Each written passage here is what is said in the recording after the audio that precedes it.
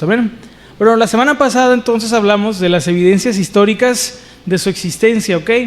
Hablamos por qué es importante este punto, porque bueno, antes de aprender de la divinidad o de los milagros o del mensaje también, debemos también entender que podemos afirmar como cristianos y como personas en general que Jesús, ¿verdad?, realmente existió. Hay veces que decimos, yo creo que esta persona es esto, yo creo, y muchas veces la palabra creer se entiende como que no estamos seguros, ¿verdad? Yo creo. Pero acuérdense que la palabra creer, de la manera en como nosotros la hemos aprendido, que es la palabra que tomamos de la Biblia, creer es confiar, ¿ok? Y nosotros confiamos porque estamos seguros de que nuestro Señor Jesús es real, que existe, y como persona, como ser humano, un día habitó aquí esta tierra, estuvo aquí caminando. Y para eso, para la época en la que vivimos, muchos movimientos después de que Jesús vino, nuestro Señor Jesús, después de que Él estuvo aquí, después de que caminó aquí, de que hizo sus milagros, de que hizo todas las señales que Él hizo, pues la ciencia avanzó, muchos movimientos se levantaron. ¿Y qué pasó? Pues que empezaron a cuestionar si realmente Jesús existió como una persona. Pero Dios, en su infinita sabiduría, pues nos dejó mucho en su palabra y a nivel, ¿verdad?, de muchas ramas del estudio, mucha evidencia de que verdaderamente Él existió. Así como podemos observar en la naturaleza que Él es las huellas de Dios en la creación, todo el orden que hay, también en la historia, pues hay mucha evidencia a favor de que Él existió. Ahora, entonces, ¿en dónde nos quedamos? Bueno, hablamos de las evidencias, ¿se acuerdan?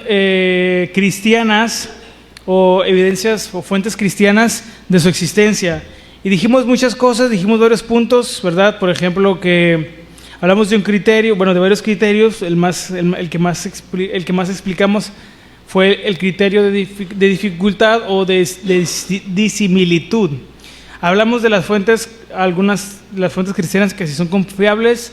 Hablamos de por qué son confiables, porque están muy cercanas a los eventos que sucedieron, que están muy pegadas las fechas, los escritos de los apóstoles, las cartas, los evangelios, están muy cercanas a cuando Jesús estuvo aquí. Entonces eso le da mucha veracidad, le da mucha integridad y verdaderamente podemos confiar, porque según los estudiosos, los eruditos en la materia, mientras más cercano esté el escrito, la historia, en este caso alguna fuente, a los eventos, es más confiable de que los hechos sean tal cual se dice ahí. Y muchas cosas más. Dijimos que había muchas razones para confiar en los escritos del Nuevo Testamento, de los eventos que se narran ahí. ¿Por qué? Porque hay unos que las palabras a veces de Jesús son difíciles de comprender a un nivel humano, porque hay situaciones que se narran en la Biblia, en este caso en los evangelios, en el Nuevo Testamento, que parecieran o que no deberían estar si lo que se quiere proyectar es que los discípulos o los primeros cristianos fueron gente que no se equivocaba.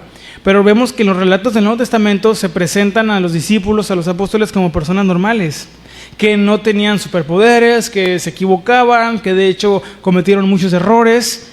Entonces no se omitieron esas partes oscuras de sus personalidades. ¿Me explico? Y otros puntos más, lo del testimonio de que las primeras personas que vieron a Jesús resucitado fueron mujeres, y ellas fueron las que testificaron en una época en la que el testimonio de una mujer no tenía validez. Que eso esté escrito en el Nuevo Testamento, por lógica no tendría sentido si alguien quisiera inventar la historia, porque el testimonio de una mujer en esa época no tenía valor. Pero se escribieron, se dejaron porque realmente así fue. No tenían por qué mentir. En fin, y otros criterios más que fueron más reducidos, pero bueno, ahí nos quedamos. ¿Qué vamos a ver ahora con ayuda del Señor? Vamos a ver las fuentes no cristianas. Vamos a ver algunos testimonios externos sobre que Él verdaderamente existió. Aunque son breves, porque en algunas otras fuentes se menciona de manera muy breve, pero estos textos confirman elementos esenciales de la vida de nuestro Señor Jesús desde fuentes que no eran de personas creyentes. Fíjense, esto es lo más, bueno, una de las cosas más interesantes de estas fuentes, que la mayoría, por no decir que todos, no eran personas creyentes, en este caso creyentes en Cristo, no eran amigos de Jesús ni del cristianismo, obviamente, pero que lo mencionan, bueno, habla de que no había tampoco una intención de inventar cosas a favor del cristianismo, porque al no creer y al no ser alguien familiarizado, entonces habla de que esta opinión es válida, de que estos escritos también son genuinos y no están alterados para darle, pues para inventarle o para darle cosas a favor al cristianismo, ¿ok? ¿Cuál es la primera fuente que vamos a ver? Bueno, si la primera fuente de escritos no cristianos, cuando digo fuente puede ser tal cual un documento o una persona o un autor, ¿ok? El primero es, muchos lo hemos escuchado, Flavio Josefo, ¿ok? Él escribió una obra, él vivió aproximadamente cerca o hacia el año del 93 después de Cristo, ¿ok? Él es la fecha donde se data que él vivió, ¿no? Que está por esa época. Él escribió una obra que se llamó Antigüedades Judías. Bueno, Josefo era un historiador, él era un historiador judío, y lo más interesante es que él era un esclavo, ¿okay? Él no era una persona libre. Y él escribió algunas cosas, pero voy a leer un fragmento de lo que él escribió sobre Jesús, o sobre, en este caso, ¿verdad?, la persona de Jesús, ¿okay? Fíjense lo que él dijo. Por este tiempo apareció Jesús, un hombre sabio. Fíjense, él lo describe de esta manera. Era el Cristo, así lo describe. Pilato, a sugerencia de los principales de entre nosotros, así lo dice, lo condenó a la cruz. Hay versiones de esta obra y de estos escritos menos como parafraseadas, y unas o como dicen algunos, menos cristianizadas. Pero el texto en lo que él escribe, así describe a nuestro Señor Jesús. ¿Qué es lo que confirma esto que él dice?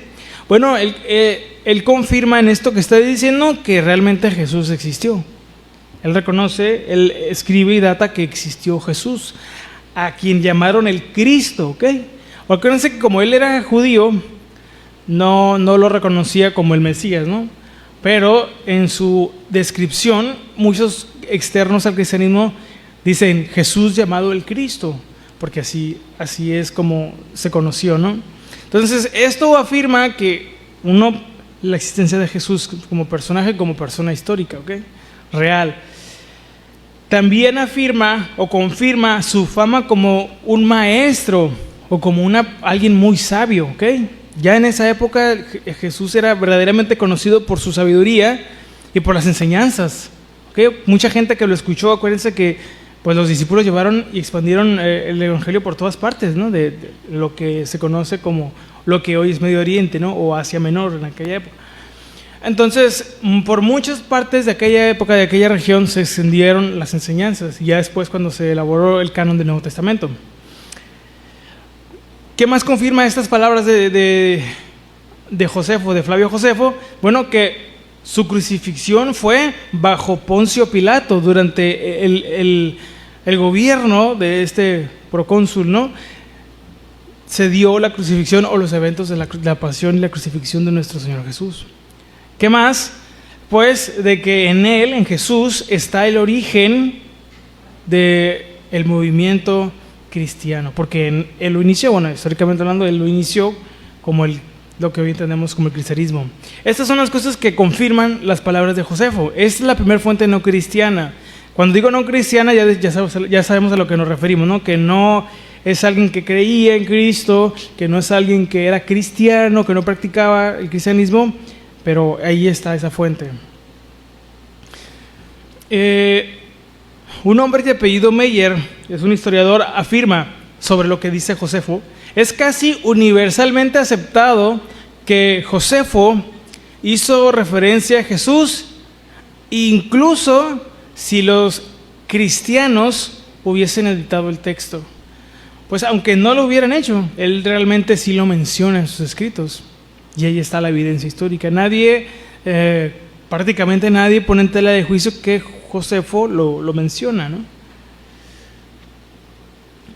¿Qué más? ¿Qué otra fuente no cristiana podemos decir sobre la existencia de Jesús? Bueno, Tácito. Él, hacia el año de 116 después de Cristo, fue cuando él se data de su existencia. Él escribió una obra llamada Anales, ¿ok? Fíjense, él dice lo siguiente en su escrito, en esta obra. Dice, Cristo, el fundador del nombre cristiano, obviamente. Acuérdense que mucho de esto fue escrito en griego, ¿ok? Y en griego, pues existe una palabra para Cristo que es Christos, ¿no? Bueno, el fundador del nombre fue ejecutado durante el reinado de Tiberio por el procurador Poncio Pilato. Otro dato histórico de otra fuente no cristiana, otro escrito de una fuente no cristiana que confirma que bajo el gobierno, en este caso de Tiberio, por el procurador Poncio Pilato, nuestro Señor Jesús. ¿Qué confirma esto? Lo mismo que ya dijimos, que Él existió, que fue ejecutado bajo Pilato y que además fundó un movimiento activo en Roma en el siglo I. O sea, que en Él se originó lo que más tarde se conocería como el cristianismo, ¿ok? Un hombre de apellido Ehrman, Bart Ehrman, un erudito, él es agnóstico y además es crítico del cristianismo. Ya lo hemos mencionado en algunas ocasiones, pero fíjense lo que él dijo. O sea, no es un creyente en Cristo, pero fíjense lo que él dijo referente a esto que acabamos de leer. La evidencia de Tácito, junto con la de Josefo, es más que suficiente para establecer que Jesús fue una figura histórica. Esto lo dijo en su libro Jesús existió, o sea, de manera de pregunta, y lo escribió en el año 2012. Entonces, este hombre, pues, con toda la evidencia, este historiador, este crítico, ¿verdad?, agnóstico, no un erudito, con toda la evidencia, claramente le acepta que Jesús verdaderamente existió. Entonces, a nivel histórico es universalmente aceptado que Él existió. Cuando escuchamos ahí en internet, lo leemos, ¿verdad?, o vemos en los videos, no, que Jesús nunca existió, no hay evidencia. Bueno, son personas que no se han dado la tarea de leer, de estudiar, de verdaderamente profundizar, porque sí hay evidencia hasta abrumante, ¿no? ¿Qué más? Hay otras fuentes más. Por ejemplo, Plinio el Joven, que él vivió hacia el año 111 después de Cristo, Suetonio hacia el 121, ¿verdad?, y Luciano de Samosata. Ellos mencionan a los cristianos, fíjense, estas tres fuentes mencionan a los cristianos como un grupo religioso, fíjense esto, basado en la adoración, como lo dicen ellos, de un tal Cristo que vivió en Judea y fue crucificado. Así es como ellos describen el movimiento, ¿verdad?, o lo que nosotros sabemos que es la iglesia, a los cristianos, que estaba basado en la adoración de un tal Cristo.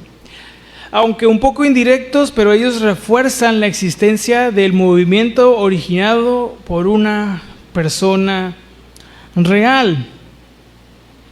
Bueno, pero ¿qué dicen otros expertos en historia, verdad? Y otros expertos en el estudio de las religiones. Hay una carrera que se dedica al estudio de las religiones y los cultos de las culturas.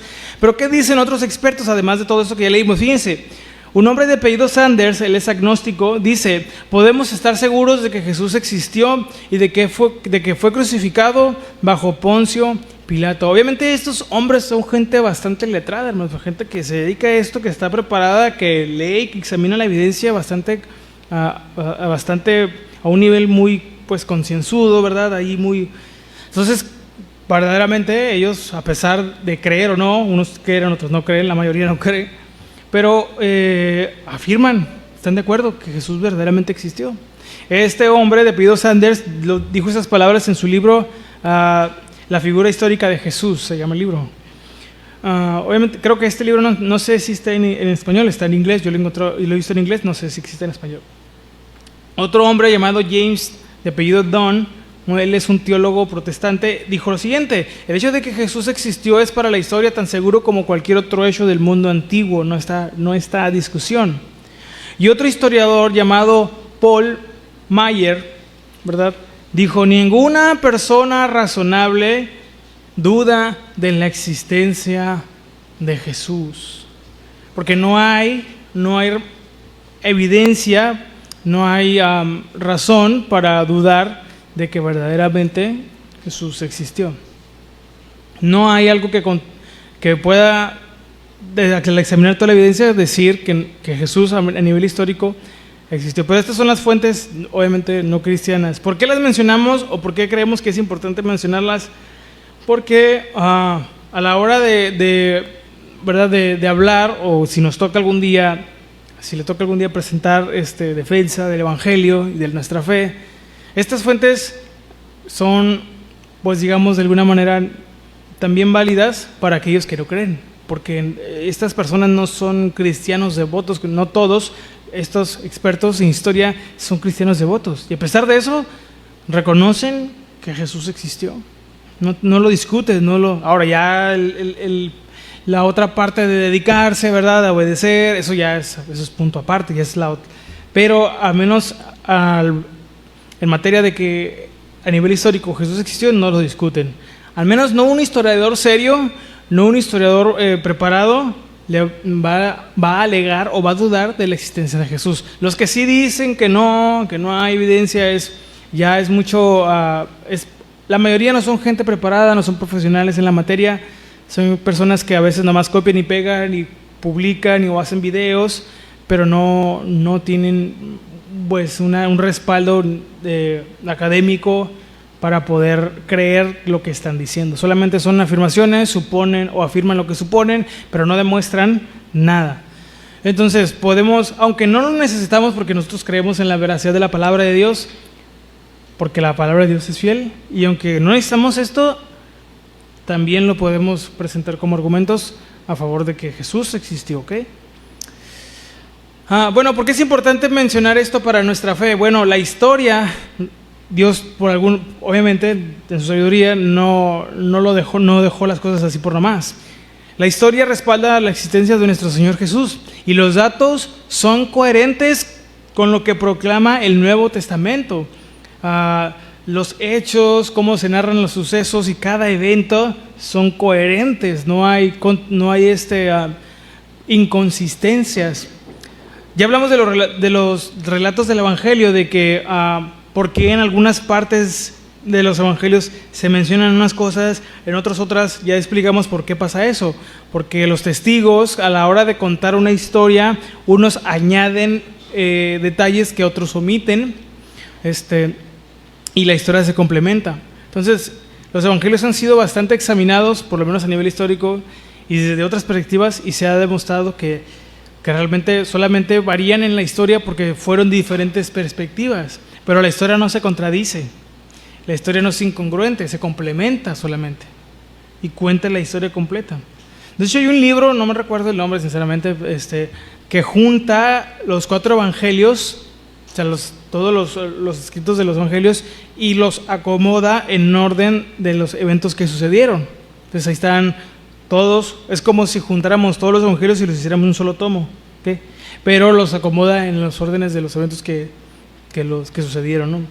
¿Por qué? Porque así ya ese libro, bueno, sirve como para tener un panorama de cómo sucedieron cada uno de los eventos que narran los evangelios. Pero bueno, no hay contradicciones ahí. ¿Qué más? ¿Por qué es importante? ¿Por qué más es importante? Bueno, porque esto, además, ¿por qué es importante mencionar esto para nuestra fe? Porque esto no demuestra la divinidad, porque no estamos hablando ahorita en este punto de teología, pero demuestra que la fe cristiana no se basa solo, como muchos dicen, en historias inventadas, ¿ok? Que luego hay gente que por ahí escuchamos que es que la iglesia inventó la historia de Jesús, es que la iglesia inventó el Nuevo Testamento, es que la iglesia inventó el apóstol Pablo y tal, y empieza y tal. Pero estas evidencias demuestran que la iglesia, la fe cristiana, no está basada en mentiras ni en historias que no tienen respaldo para demostrar que fueron ciertas. Todo está verificado, todo es verdad. Bueno, la Biblia para nosotros es la palabra de Dios, pero si hay alguien que quisiera verlo desde un punto de vista académico, es una fuente confiable. Los historiadores usan la Biblia como una fuente histórica confiable para saber y conocer aspectos de la iglesia, de los primeros cristianos, o incluso cosas de la cultura de la época. También ayudan para eso, no la descartan. Pero ya la parte la parte espiritual, de la adoración a Dios, bueno, eso ya ahí no se meten, no les conviene, ¿no? Pero ya eso no lo tocan ellos, ¿no? Pero por lo menos por lo demás, sí. ¿Por qué otra razón es importante mencionar esto? Porque nuestra confianza en nuestro Señor Jesucristo no es mística ni emocional. O sea, no solo porque sentimos, ¿verdad? O porque creemos que en ciertos ritualismos o cosas así, no. Sino porque verdaderamente es, además de ser espiritual y verdadera, también es razonable y válidamente históricas. Amén. Bien, pues estas fueron las fuentes no cristianas. Ya la semana pasada me extendí un poquito más con las fuentes bíblicas de la existencia de Jesús, sobre por qué es importante mencionarlas y por qué creemos en Él como lo que Él es, nuestro Salvador, pero además demuestran que Él existió. Bueno, aquí pasamos a nuestro siguiente punto y aquí vamos a quedarnos, y si os permite ya la siguiente avanzamos con lo demás. El Jesús histórico y el Jesús de la fe es una dicotomía artificial. Miren, la crítica moderna intentó separar al Jesús real del Jesús, lo que llaman Jesús real, lo que se llamó Jesús real, del Jesús predicado por la iglesia. Fíjense esto, hubo un punto en la historia en que se empezó se intentó interpretar a Jesús, a nuestro Señor Jesús, de una manera separada de lo que decía la iglesia y de lo que decía la historia, ¿no? Para muchos es suficiente el Jesús de la historia. Es un hombre sabio, un maestro que tenía buenas cualidades y ya. Y ese es el Jesús con el que unos se quedan. Y está el Jesús predicado por la iglesia, que es ese que dicen las Escrituras. ¿Okay? Ahora, ¿por qué digo esto? Porque muchos intentan ver o ponen a Jesús, a nuestro Señor Jesús, lo ponen en la misma categoría que otros maestros de la historia, lo ponen en la misma categoría que Buda, que que Lao Tse, que otras figuras del mundo antiguo, que Confucio, ¿no? Que otras figuras que tuvieron sabiduría y lo ponen en esa categoría, pero ya no hunden más allá. Pero los testigos oculares, es decir, los discípulos, no hicieron esta separación. Lo que vivieron con Él, lo que experimentaron con Él, fue suficiente para su fe, para fundamentar su fe, porque ellos vieron, ellos hablaron y recibieron palabras directamente de Jesús. ¿Ok? Ellos, el Jesús que sanó, que habló con autoridad, que perdonó pecados y que resucitó, es el mismo que adoramos. El mismo que dice la Biblia, el mismo que dice en los evangelios, que hizo todas estas cosas, es el que nosotros adoramos. Acompáñame a leer Juan capítulo 20, versículo 31, amén. Juan capítulo 20, versículo 31.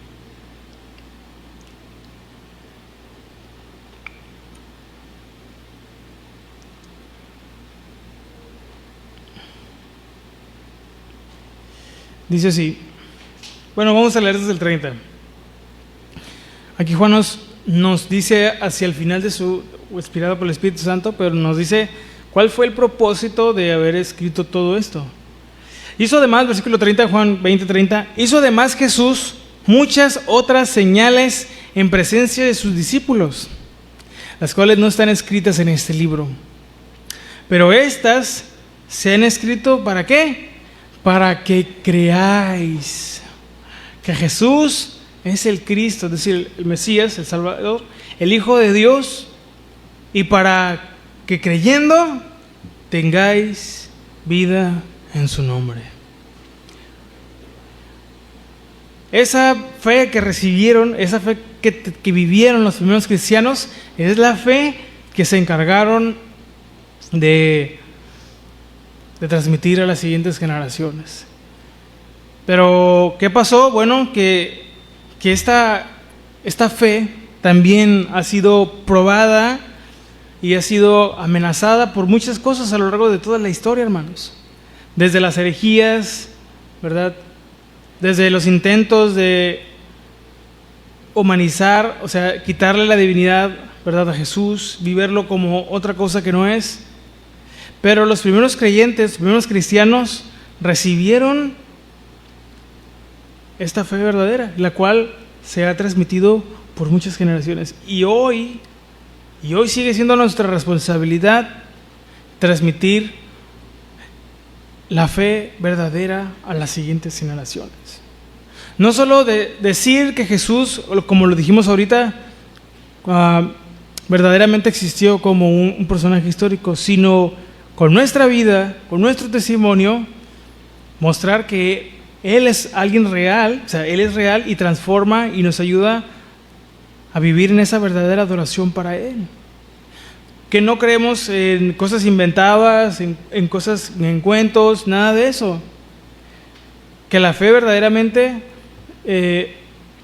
está basada en hechos y no es un invento de los hombres. La iglesia no es un invento para controlar a la gente ni para hacer negocios, que tristemente muchos la han usado para eso. En nombre de Dios se han hecho cosas horribles, están las cosas ahí en la historia. Pero a pesar de eso, sigue siendo nuestra responsabilidad como hijos de Dios y como cristianos llevar el nombre de Cristo con nuestro testimonio a todas partes. Y que a través de nuestra entrega y obediencia, el mundo pueda conocer a Dios y saber que Jesús es su Salvador. Es nuestra tarea vivir cada día dedicados al punto de que las personas que nos ven se cuestionen y duden de si deberían cuestionar a Dios.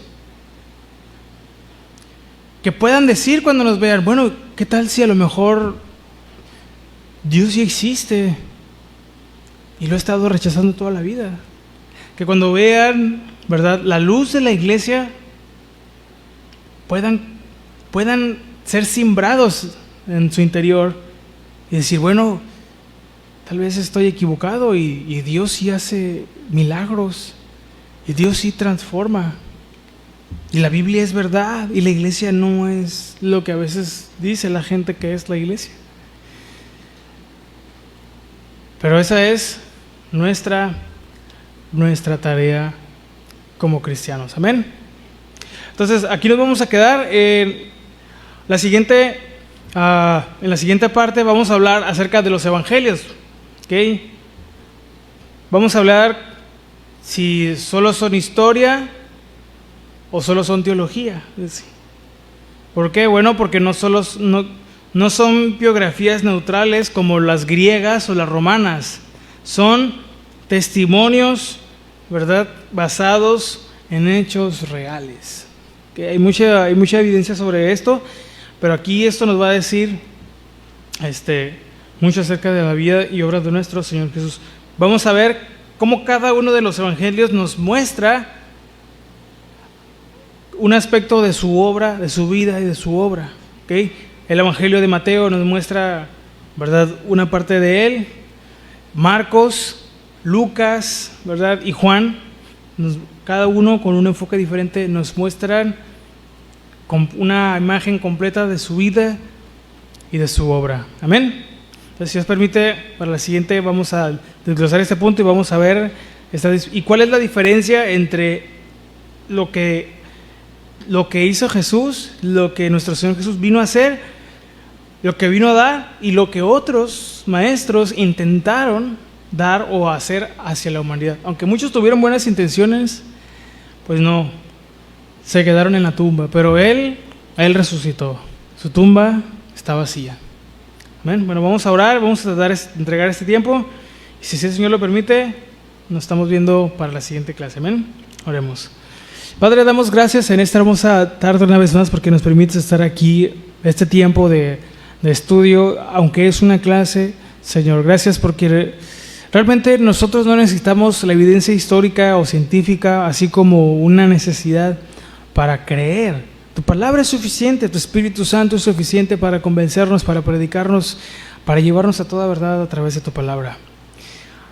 Solamente damos gracias, Señor, que tú en tu sabiduría infinita, eterna, permitiste todos estos eventos, todas estas situaciones para que a nivel histórico también se encuentre evidencia para aquellos que no creen, que hay quienes que no creen y se puedan también acercar a ti. Gracias, Padre, por todas las cosas. Ayúdanos a que esto que aprendemos aquí, a este conocimiento que aquí adquirimos, Señor, no lo usemos de una manera, Señor, incorrecta, solamente para debatir, solamente para presumir conocimiento. No, Señor. Danos la dedicación necesaria, concédenos al aprender a tener la dedicación necesaria para aprender eso, pero sobre todo para aprovechar las oportunidades para compartirlo a aquellos que tal vez no te conocen, Señor. Para que puedan dudar de su ateísmo, de su agnosticismo, para que puedan cuestionarse si tal vez, porque puede ser, ¿verdad?, te han interpretado de una manera equivocada, que te han visto de una manera equivocada, que lo que creen de ti está equivocado, está incompleto, por muchas razones, malos testimonios, malos ejemplos, lo que sea. Pero Señor, que nuestro compromiso contigo de ser la sal de esta tierra, la luz de este mundo, pueda sembrar el agnosticismo y el ateísmo en muchos para que te conozcan a ti, no para que vean que sabemos, no para que admiren nuestras habilidades a la hora de hablar o de exponer un tema, para que te conozcan a ti, Señor. Tú sabes, tú conoces cada vez que hemos tenido una oportunidad y no la hemos aprovechado para hablar de alguien, o que no hemos sido lo suficientemente dedicados para leer tu palabra, para poder explicarla, Señor, exponerla. Pero ahora te pedimos que nos ayudes a ser más responsables en eso, para poder presentar tu evangelio, para poderte presentar a aquellos que no te conocen, sobre todo y primeramente con nuestra obediencia, con nuestro testimonio y también cuando fuese necesario con nuestras palabras. Te lo pedimos en el nombre de Jesús. Despídenos de este lugar, llévanos con bien, Señor. Confiamos en que tú tienes el control de todas las cosas y guárdanos de todo lo que pueda acontecer en el camino, cualquier accidente, cualquier falla en nuestros vehículos. Cuida nuestra salud, Señor, y guarda nuestras casas, nuestros hogares mientras regresamos. Se lo pedimos en el nombre de Jesús, de todos juntos decimos